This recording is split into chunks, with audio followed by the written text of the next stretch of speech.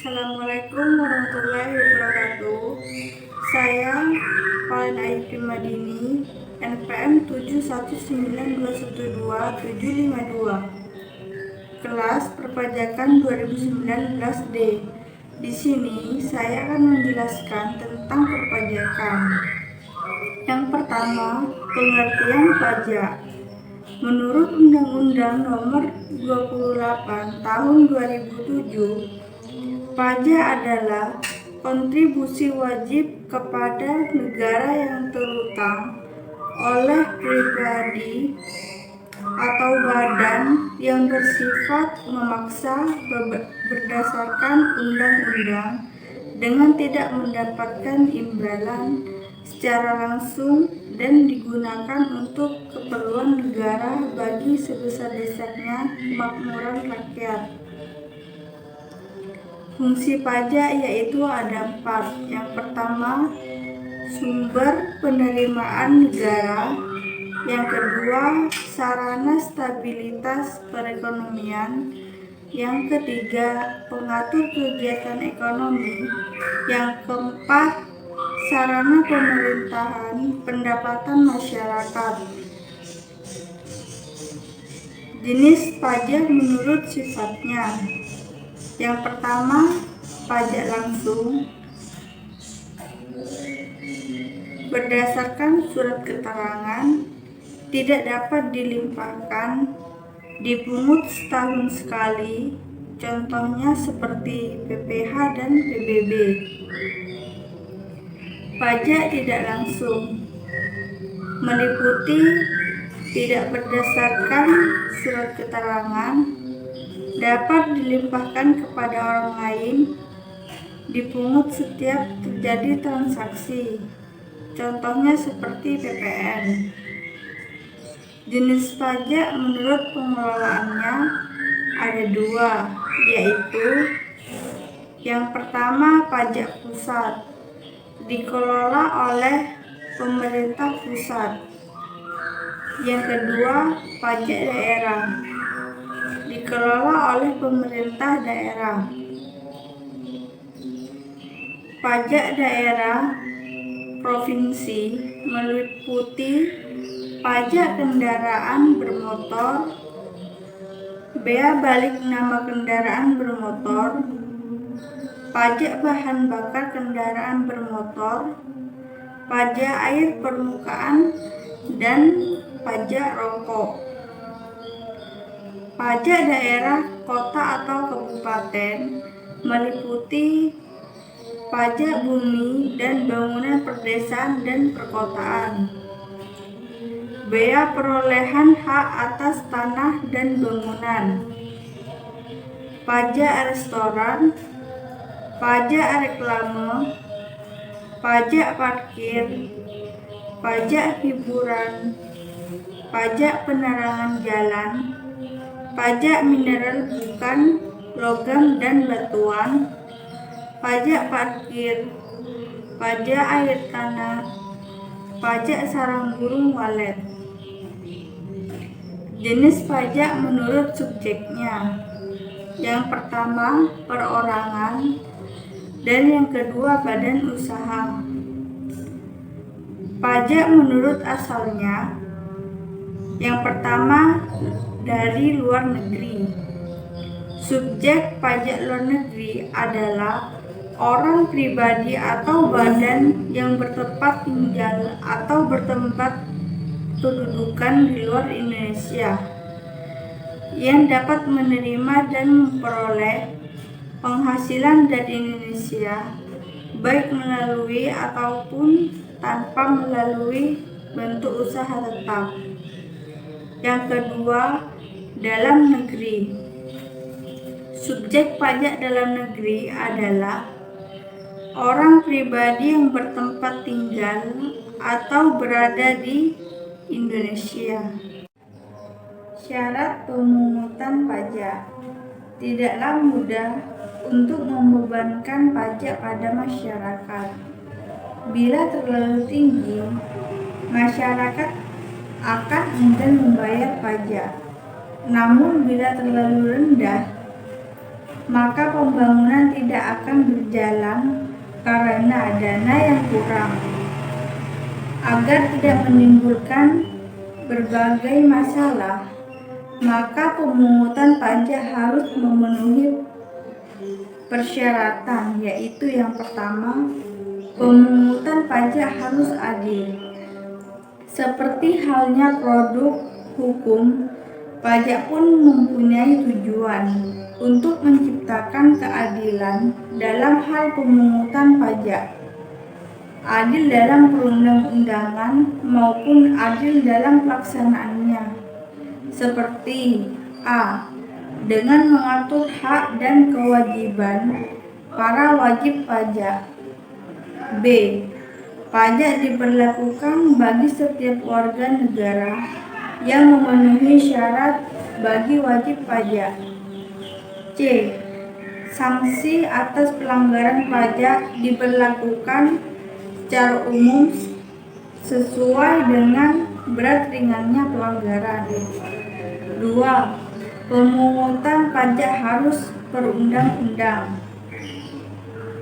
Di Indonesia, pemungutan pajak sesuai dengan Pasal 23A Undang-Undang 1945 yang berbunyi, pajak dan pemungutan lain yang bersifat memaksa untuk keperluan negara diatur dengan undang-undang. Ada beberapa hal yang perlu diperhatikan dalam penyusunan undang-undang tentang pajak, yaitu yang pertama, pemungutan pajak yang dilakukan oleh negara yang berdasarkan undang-undang tersebut harus dijamin kelancarannya. B. Jaminan hukum bagi para wajib pajak untuk tidak diperlakukan secara umum. C. Jaminan hukum akan terjaganya kerahasiaan bagi para wajib pajak. 3. Pemungutan pajak tidak mengganggu perekonomian. Pemungutan pajak harus diusahakan sedemikian rupa agar tidak mengganggu kondisi perekonomian, baik kegiatan produksi, perdagangan, maupun jasa. Pemungutan pajak jangan sampai merugikan kepentingan masyarakat dan menghambat lainnya usaha masyarakat pemasok pajak, terutama masyarakat kecil dan menengah. 4. Pemungutan pajak harus efisien. Biaya-biaya yang dikeluarkan dalam rangka pemungutan pajak harus diperhitungkan. Jangan sampai pajak yang diterima lebih rendah dan pada biaya pengurusan pajak tersebut. Oleh karena itu, sistem pemungutan pajak harus sederhana dan mudah dilaksanakan. Yang kelima, sistem pemungutan pajak harus sederhana. Bagaimana pajak dipungut akan sangat menentukan keberhasilan dalam pemungutan pajak. Sistem yang sederhana akan memudahkan wajib pajak dan menghitung beban pajak yang harus dibiayai, sehingga akan memberikan dampak positif bagi wajib pajak untuk meningkatkan kesadaran dalam membayar pajak. Contoh, bea makra yang disederhanakan dari 167 macam tarif menjadi 2 macam tarif. Di Indonesia, bea makra 2 macam nilai senilai 3.000 dan 6.000. 2. Tarif pajak pertambahan nilai yang beragam disederhanakan menjadi hanya 2 tarif. Di Indonesia 0% dan 10%. Yang ketiga, pajak perseorangan untuk badan dan pajak pendapatan untuk perseorangan disederhanakan menjadi pajak penghasilan yang berlaku bagi badan maupun perseorangan. 3. Sistem pemungutan pajak di Indonesia. Self-assessment system merupakan salah satu sistem pemungutan pajak yang berlaku di Indonesia, di mana sistem ini membebankan penentuan besaran pajak yang perlu dibayarkan oleh wajib pajak bersangkutan secara mandiri. Siapa itu wajib pajak? Wajib pajak merupakan pihak yang berperan aktif dalam menghitung, membayar, dan melaporkan besarnya pajak ke kantor pelayanan pajak atau dapat melalui sistem administrasi online yang telah dibuat oleh pemerintah. Lalu bagaimana peran pemerintah dalam self-assessment system ini?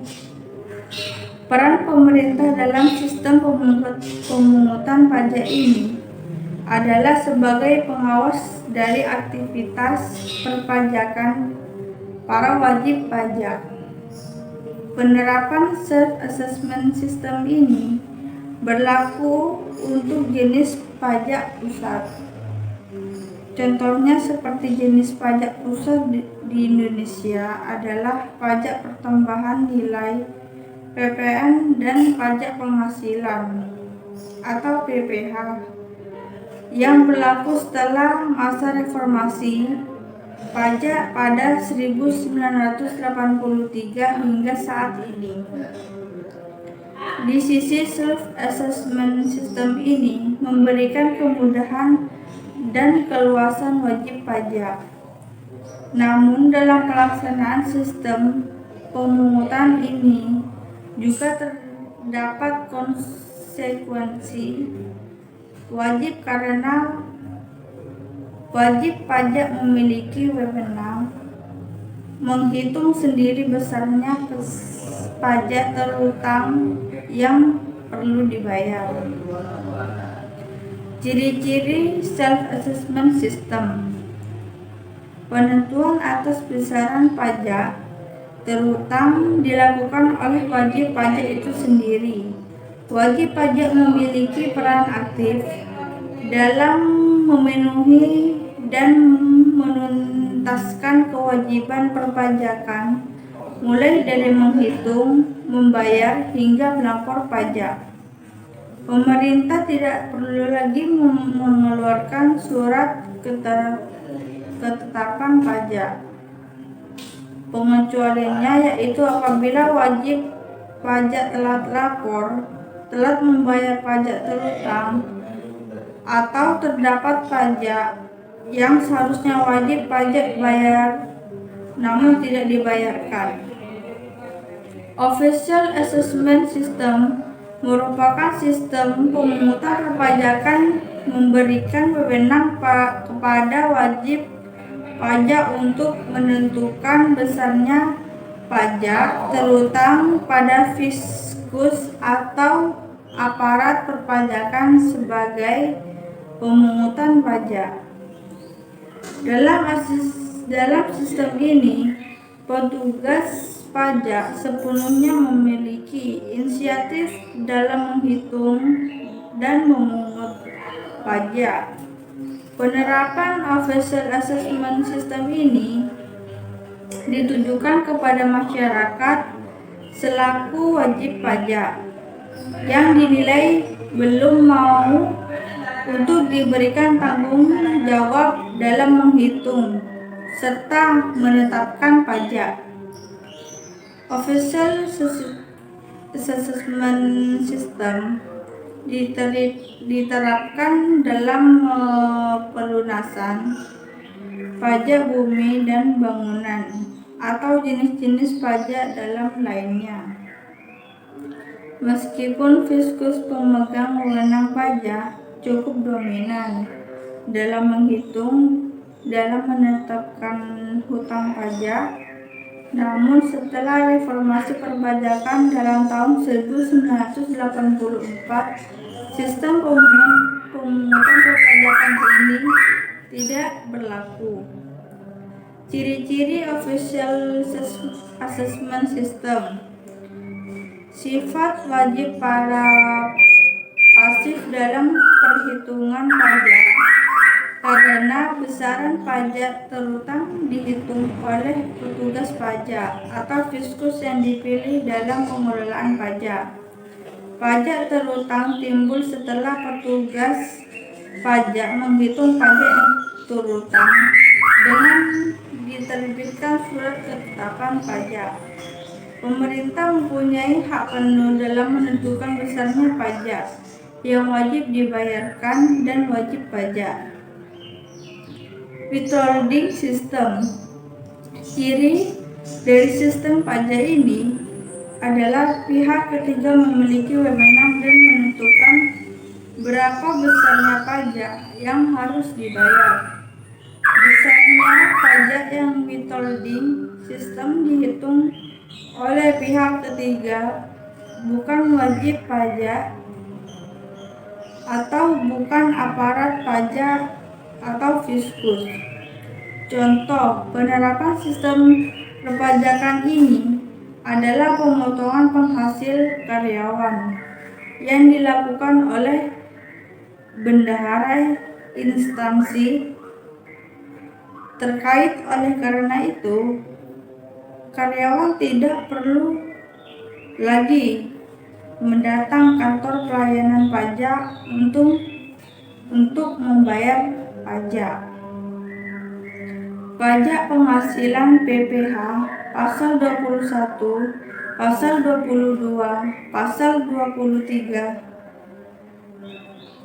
pasal 4 ayat 2 dan pajak